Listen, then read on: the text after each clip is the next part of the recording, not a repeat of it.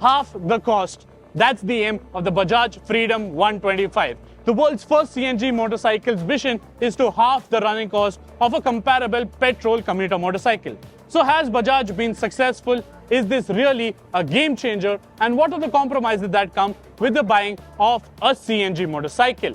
Well, we'll answer all of those questions in our real-world road test of the Bajaj Freedom 125 CNG.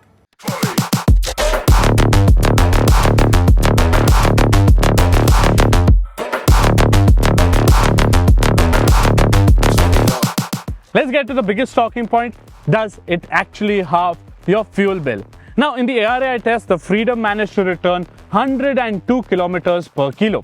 But in the real world, it was surprisingly more. Now, I did the fuel efficiency test, and a heavier rider such as myself isn't the ideal choice for extracting great fuel efficiency. But even then, with my 100 kg self on board, the Freedom returned 104.6 kilometers per kilo.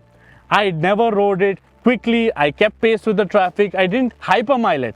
I rode this bike like a commuter buyer would in the city at speeds between 40 and 50 kmph. And to put that into perspective, that is around 0.85 rupees per kilometer of running, which when compared to petrol motorcycles, which usually take 1.5 or 1.6 rupees per kilometer, this is definitely halving your fuel bill.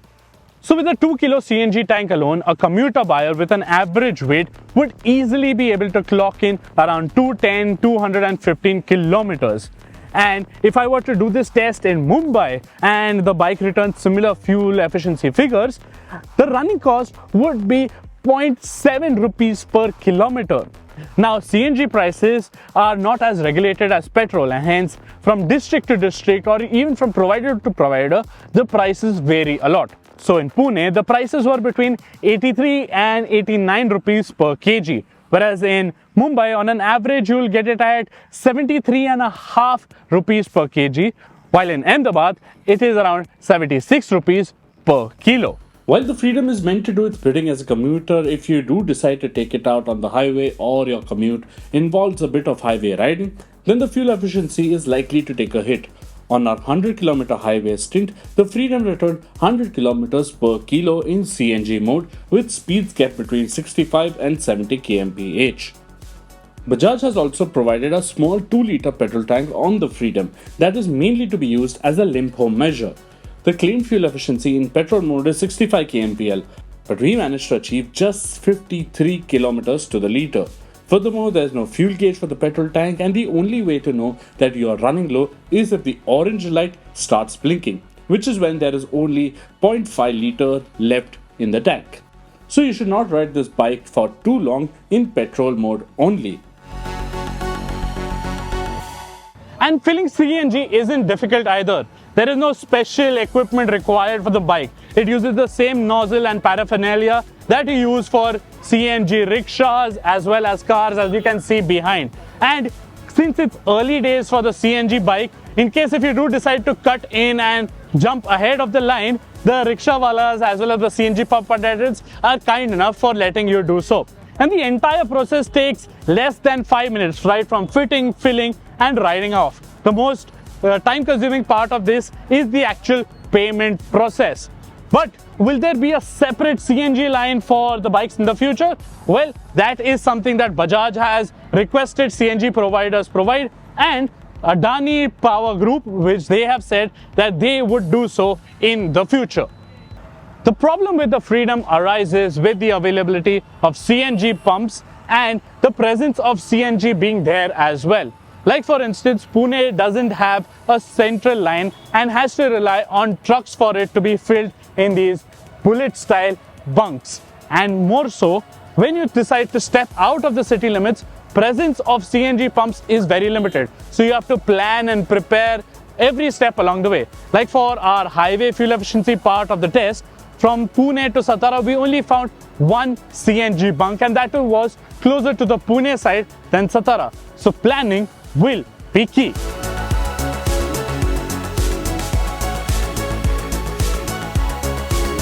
Now, another major concern of buying a CNG bike is the safety aspect. What happens to it in the event of a crash? Is the cylinder safe in itself in the first place, and does it require periodic servicing? Now, Bajaj has taken all of these concerns into consideration and conducted several safety crash tests where the cylinder has not deformed one bit. Take a look.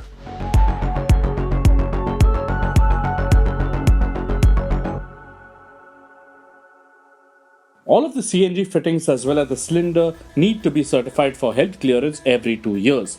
In case of any irregularity, a component might need to be changed. Now, this entire process will be a fixed expenditure that one needs to consider, but it will be way cheaper than replacing an electric scooter's battery pack, for instance. Now, since the CNG tank is placed underneath over here, you get this really long flat seating space that can easily sit two extremely large riders with their backpacks very comfortably. And even the seat height is not too tall, and the overall posture is very nice and urban commuter-like, very upright. So it was very comfy spending a couple of hours riding it calmly in the city. And people who are going to be using this for delivery services, this would be a brilliant choice. The Freedom 125 might be bearing a 125cc single-cylinder air-cooled engine, but its mannerisms are of that of a calm 100cc engine. So in CNG mode, it is not quite as quick or as peppy as typical petrol commuters. And hence, you will have to plan your overtakes a bit in advance, as you simply cannot expect to roll on the throttle and surge forwards. But since this Freedom is a bi-fuel product, that means it can run on CNG as well as petrol. When you do switch it to the petrol mode, which takes a matter of a few seconds, the bike gets a little extra responsiveness for you to make quicker overtakes. And once you do get past the slow-moving traffic, you can simply switch back to CNG mode and continue reaping the benefits. Also, with the pillion on board, things tend to get quite a bit more sluggish in CNG mode. You will notice that it takes a bit more time to reach reasonable commuting speeds, and when you do encounter a flyover, you will also notice that the speeds drop off gradually. The long seat does make sure that the pillion sits comfortably for long commutes and one doesn't need to huddle up and stick to the rider. The ride quality is a bit better with the pillion on board. It isn't supple or mushy when riding solo, as the bike stays flat and neutral. It handles the daily grind well and maintains stability when changing lanes or taking tight turns. Braking is good for the intention and CBS works well. One thing that you can say about the Freedom and not about any recent Bajaj products is that the Freedom looks nothing like any other product in the Bajaj lineup, or especially even in the Indian market. Sure, you get a little bit of a Triumph inspiration from the color graphics as well as the LED headlight, reminding you a little bit of the Trident 660. And the exposed frame, well, that's a little bit of the KTM's. But overall, it's quite a handsome design, and the amount of attention it gains is phenomenal for a humble little commuter. LED lighting, Bluetooth connectivity and USB charging are now a must-have on the brochure, and so the Freedom has it. But realistically, only the USB charger will work the best. The headlight isn't quite as powerful, and the Bluetooth connectivity doesn't unlock any navigation. What we must commend Bajaj for is that the step up in overall quality is also visible on the Freedom. It doesn't feel like a cheap bike, but rather a well put together one. Finishing could be improved here and there, but overall it feels robust and well built.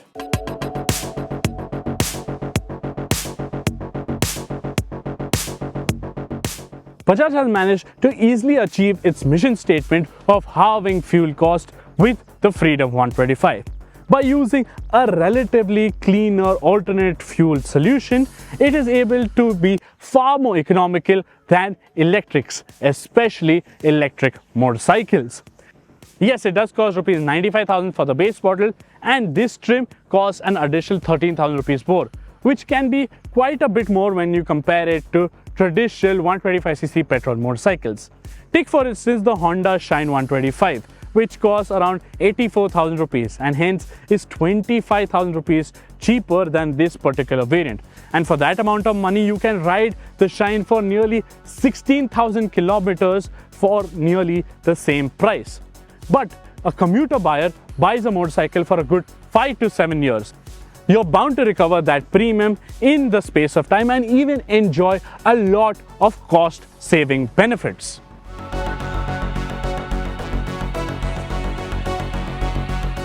So perhaps this could be the most important motorcycle in the massy Indian motorcycle market context in 2024, and maybe, just maybe, turn out to be a brand new champion for commuter bikes as well.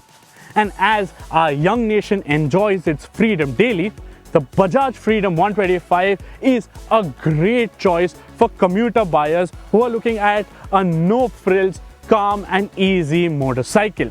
And if it does turn out to be successful, there might be a larger one in store in the future. But before we end, we must give a big thumbs up to Bajaj for once again being that innovative brand and taking the gamble on creating a CNG product. And a big kudos to the engineering team for creating such a bike as well. So, is this another splendor moment in the making? And will you also gamble and take the bet on CNG for your future purchase?